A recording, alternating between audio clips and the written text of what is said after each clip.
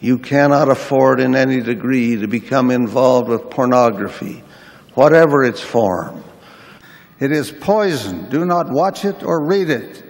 And it's a non-trivial technological problem. You know, it's now possible for young men to look at more beautiful nude women in one day than any man has ever seen, you know, prior to 10 years ago, 20 years ago, than any man in history had ever seen.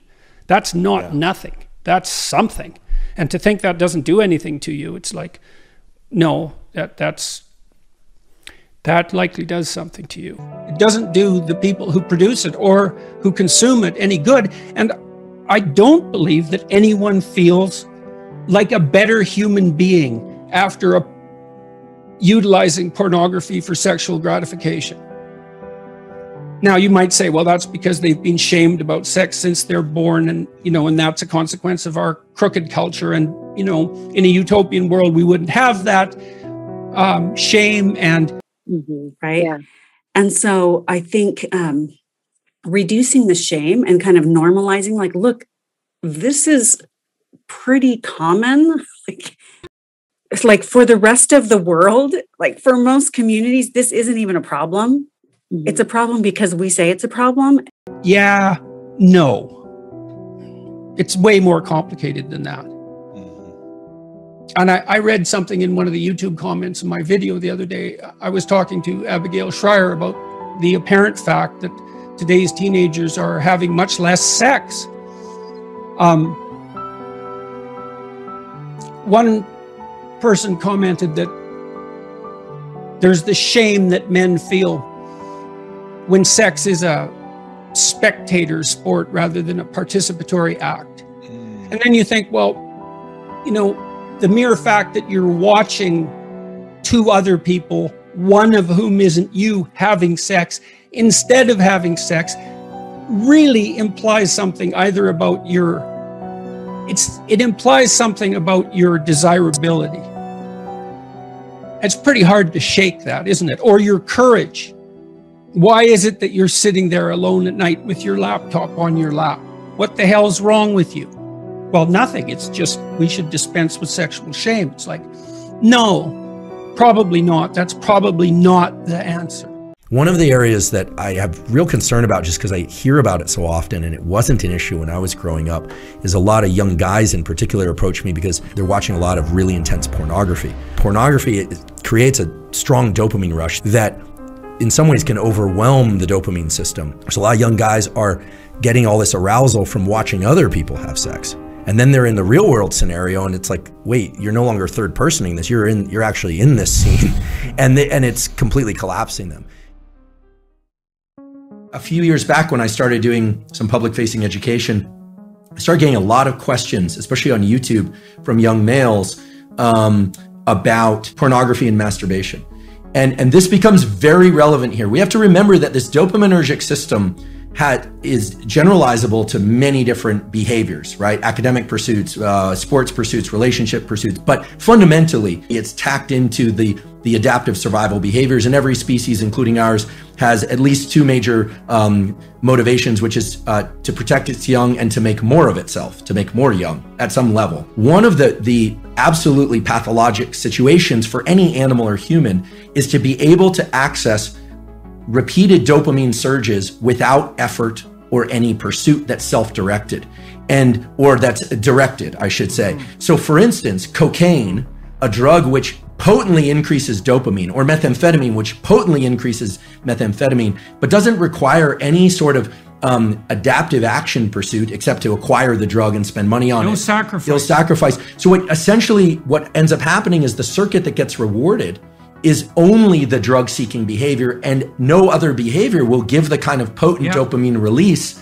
that cocaine or methamphetamine will, which is why they are so pernicious. Plus, they have that powerful reinforcing effect, right? So not only do you get that kick, but what's reinforced by the dopamine release is the behaviors that were right prior, particularly right prior to the ingestion. And if all that is the drug-taking behavior, that's all that develops. That's right. You build that monster inside your head. If an individual repeatedly engages in this circuitry, let's say masturbation and pornography, with increasingly potent forms of stimulation that are on a screen, a couple of things happen. First of all, what's being reinforced? What's being reinforced is a high dopaminergic response to watching other people engage in sexual behavior, which is very different than being in a first-person sexual experience. Okay, so right there, you know that what's being reinforced is not actually any kind of improvement in communication skills. It's voyeurism. As these questions started to come in more and more, I started to realize there was a lot of kind of undertones of people talking about fear of or experience with sexual dysfunction that clearly pornography can lead to. And here I'm specifically talking about males. So, and then you start to think about, okay, what happens in the cascade or the arc of sexual arousal and orgasm? What happens is that initially there's it's parasympathetically dominant, meaning if somebody is too stressed, they actually can't engage in sexual behavior. The arousal response doesn't occur. Erection is blunted, but the actual orgasm response and ejaculation is strongly associated with the so-called sympathetic nervous system, which has nothing to do with sympathy. It has everything to do with, it's a kind of a stress response. And then it reverses to a parasympathetic response. And a hormone called prolactin increases dramatically after ejaculation in males. What does that do? That blunts dopamine release and testosterone for a very long period of time, which makes sense if pair bonding and sort of, in our species anywhere, there's this idea that then other molecules would be exchanged with partners, pair bonding, potential for raising mates, etc. The point is this: masturbation and pornography are potently tapping into the dopamine system and can undermine the very processes of what I consider healthy processes of finding a mate, dating, communication, eventually, if it's appropriate, sexual interaction, etc. Like it's undermining pair bonding. And pair bonding. So here's a question: if you're seeking sexual release through pornography and you go through the whole cycle and you get a prolactin release, do you bond with yourself? The biology explains it as what's left there is a kind of an open loop, a kind of an emptiness. It will cloud your minds with evil and destroy your capacity to appreciate the good and the beautiful. Right? Because bonding with the self is a complicated notion, but in the absence of a real partner there, absence of real sexual partner, there's an open loop of neurochemicals, including oxytocin and prolactin. The dopamine, remember, dopamine goes up during pursuit, anticipation, then peaks and then crashes below baseline after orgasm and ejaculation. So this kind of low that people fear is putting them into an amotivated state.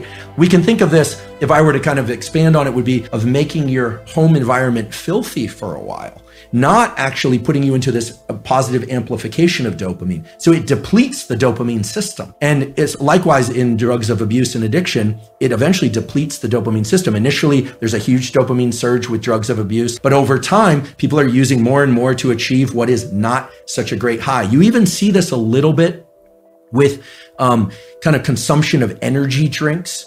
Like people are taking more and more chemicals within their energy drinks, and they're thinking about loud, fast music, energy drinks, this kind of stacking of dopaminergic tools. I don't think we need to be entirely afraid of pursuing or engaging in things that release dopamine. Obviously, healthy sexual behavior, food that we love, social engagement, all of these things can be dopaminergic.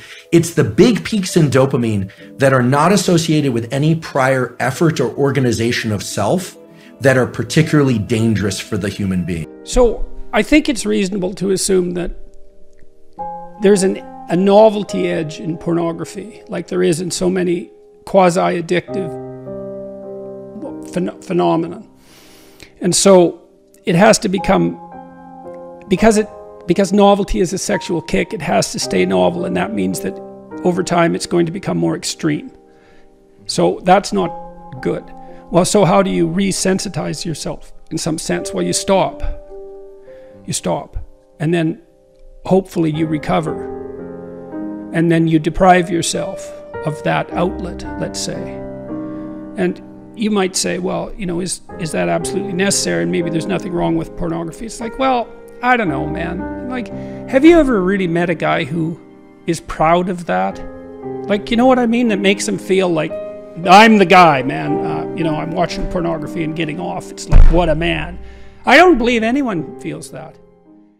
Suffice it to say that all who are involved become victims.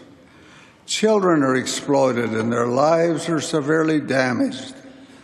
The minds of youth become warped with false concepts. Continued exposure leads to addiction, that is almost impossible to break. So do you enjoy the content here on Thoughtful Faith? If so, be sure to hit the notification bell. This ensures that our new videos show up on your feed. Also, be sure to check out our Facebook group called Thoughtful Saints, where myself and others discuss the sorts of topics found on this channel. And lastly, if you think other people would benefit from this video, please be sure to share it.